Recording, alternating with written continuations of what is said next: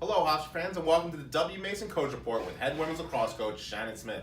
Welcome, Coach. Thank you for having me.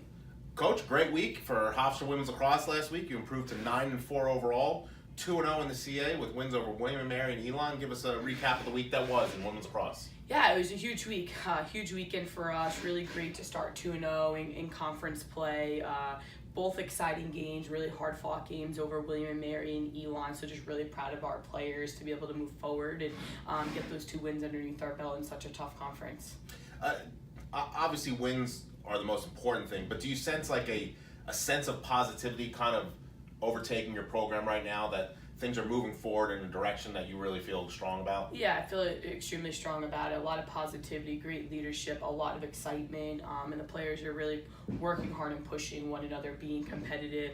A lot of development and experience. We have a lot of younger players who play for us, and they have been really stepping up and doing their jobs on the field. And we just seen so much development over this past year with the players, but also just taking huge strides to where we want our program to be. And I think that's a testament to our 3 captains to really setting that standard of excellence and where we want to be. Similar games kind of came about in different ways, though. The William & Mary game down 11-10 late, and you scored the final 4 goals of the game over the last about 15 minutes. What did you see from your team in both ends as you were, battling back and forth, and then as you kind of took over the game late? Yeah, just a lot of resiliency. Our team is extremely tough, and I think that's due to the fact that we try to make our practice setting as hard as it can be. We had a really tough week that week leading up to the William & Mary and Elon game, really having them compete and fight against one another, so that when we are down, we have that competitive spirit to really band together with one another, to work hard, to be able to finish the games out. And we had some big goals by players, and our defense really locked down in the second half against William & Mary, just like they did against Elon. Speaking of defense, we'd be remiss if we didn't mention her first. Jess Smith's just been incredible all season. 12 saves in both of the games this week. Arguably your best player aside from Alyssa Perella. What did you see from her? She was really seeing the ball well, specifically late in both of the games, and just tremendous in the Elon game.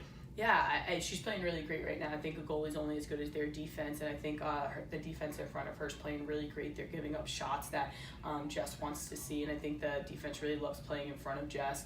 I think that Sarah Garasio has been a great leader to Jess as a goalie, being out there for her. Coach Torrance done a really great job, and personally I was extremely hard on Jess in the fall, knowing that she needed to grow up really quickly, and so that she was ready for this role that she was going to have this spring. And she's done a really great job, and she works very hard every day and each week to get better. The Elon game, team's down 5-2 at half. You'd say Jess Smith was the only reason we were probably still in the game. She was tremendous in the first half. 3 of their goals were on free position shots. What changed in the second half of your team offensively that allowed Jess to still keep you in the game, but the rest of the team to kind of join her? Yeah, I think we just settled down a little bit. Elon had a really great defensive game plan, and we just needed to really regroup ourselves, communicate what we wanted to have done. And I think that offensively, we started to take better shots. We had good shots in the first half, but we weren't finishing the ball. We were just kind of tossing the ball at the cage. So I thought that we were shooting the ball better in the second half. Alyssa Perella really stepped up for us, but I think the offense was moving well to allow her to have her cuts that were open so we could see those feeds. And I think we just played with a lot more energy and a sense of urgency in the second half against Elon. Yeah, and the defense in the second half was tremendous. Hold them to 1 goal over the final 30 minutes, no goals over the last 25 minutes.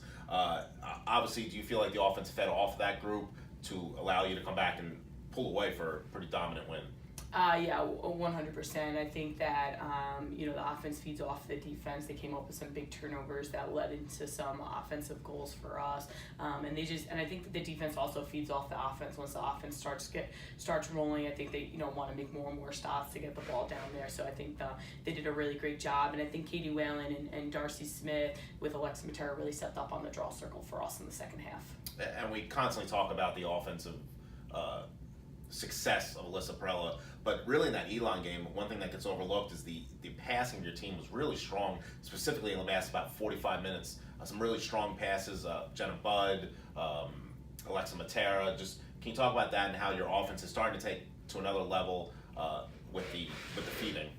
Yeah, they put a lot of extra work outside of practice, and we work on that a lot in practice. I think they're really starting to build the chemistry. We're starting to move the ball very well with Jenna Budd and Alexa Matera, Grace Langella, even Mary Kate Garrity. They were all moving the ball well. Their heads are up. They're seeing the cuts, and I think Ariana Esposito had some big ground balls for us and some nice feeds and ball movement as well. So I think it's just the chemistry. I think they just have a lot of fun playing out there with one another, and they love seeing the success of one another out there on the field.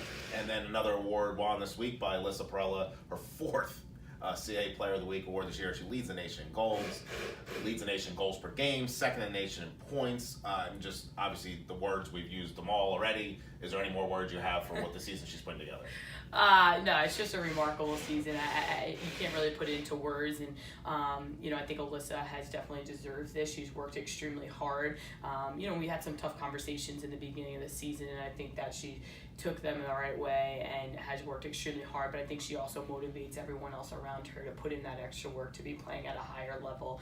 Her work ethic is unparalleled, and hopefully Alyssa can continue this hot streak that she's currently on for the rest of the month. And some real great program news this week. First, NCAA RPI was released this week. The program was 18th in the first RPI, which is tremendous. Puts you in a position where success breeds a possible at-large or a higher seat in the NCAA championship should you need it.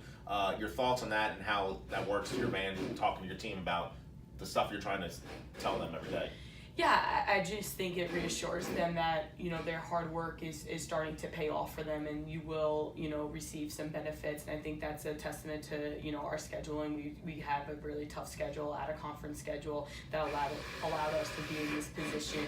And I think, our team is excited about that, but they know that we have a long way to continue to go, and a long month with, 4 more tough conference games coming up. And I think it's just a really exciting, and it kind of gives you that, wow, we can do this. We continue to work hard and keep our heads down. It's exciting for the program and exciting for the players in the locker room. And you mentioned the 4 tough remaining conference games, starting with one real tough one this weekend. You only have one game on the schedule, home against James Madison Sunday at noon at James M. Stewart Stadium against the defending national champion Dukes, the only 2 remaining undefeated teams in conference play. What are your keys to victory in a game this week? Jamie is a really tough team. Their defense is very solid. Both their man and their zone, they're extremely solid. So we're going to have to really be on point.